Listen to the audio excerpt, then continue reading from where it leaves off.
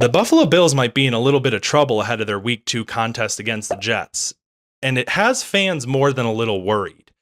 I'm Adam Zientek with A to Z Sports. Let's talk about it.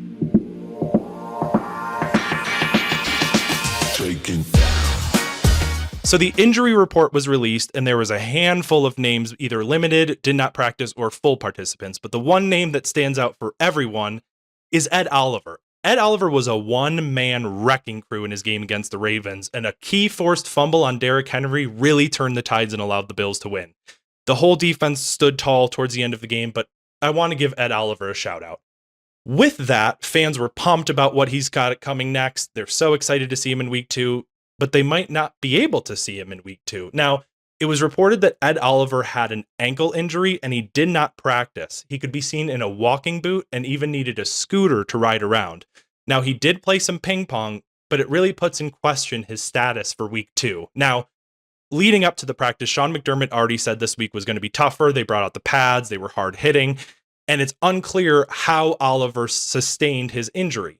But nevertheless, he is injured, and we don't know where it's going to be for Week 2. Now, Oliver wasn't the only player that showed up on the injury report, but luckily we did have some good news with like James Cook being a full participant, Keon Coleman and Christian Benford all being back.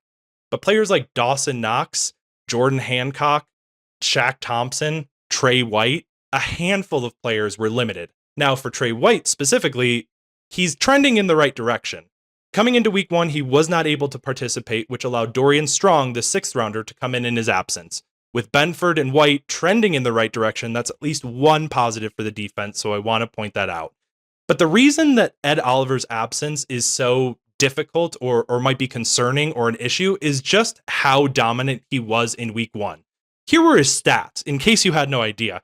He had a sack, 6 tackles, 2 quarterback pressures, and 5 stops, which tied for the 3rd best among DTs in the NFL. Now, Pro Football Focus had Ed Oliver as the number 1 rated DT in all of football in Week 1.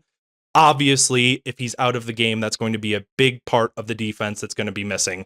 Now, McDermott as well also spoke after the game about the impact that Oliver had made, which is why there's a little cause for concern in the upcoming matchup. McDermott said, and quote, "You could feel his play out there, where it was the run game, the pass game, a couple good hits on the quarterback, a couple big plays in the run game behind the line of scrimmage, and then forcing the fumble. Like the entire team, he didn't quit. There was no quit in that team, in our team, and that's a good thing as we look forward." So like I said, Oliver wasn't the only one that was on the injury report, as Hancock, Teron Johnson, Dawson Knox, Greg Rousseau, Shaq Thompson, and Trey White were all limited.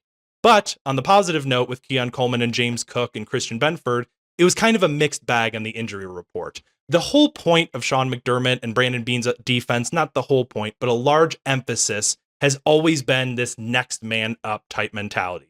They draft, they develop, they re-sign, culture matters, but really next man up is the name of the game here. And with Oliver, next man up, it's a big question mark. Not in who the player is, but the productivity in comparison to Oliver. For right now, just hoping for the best, hoping for some positive news. The fan base is for Oliver and his injury, and we'll provide you more information as it becomes available to us. But for now, Oliver's status for Week 2 is unclear, and that's a big cause for concern in a Jets team that's going to look to try to capitalize on Oliver's absence if he were to miss. Injuries are an unfortunate reality of the situation, and the Bills will do whatever they can to manage the current injuries to make sure that the team does exactly what they need to be able to compete on Sunday. We'll keep you updated as we know more about Oliver's injuries, but for right now, he's trending in the wrong direction. In the wise words of Josh Allen, do good, be good, God bless, and go Bills.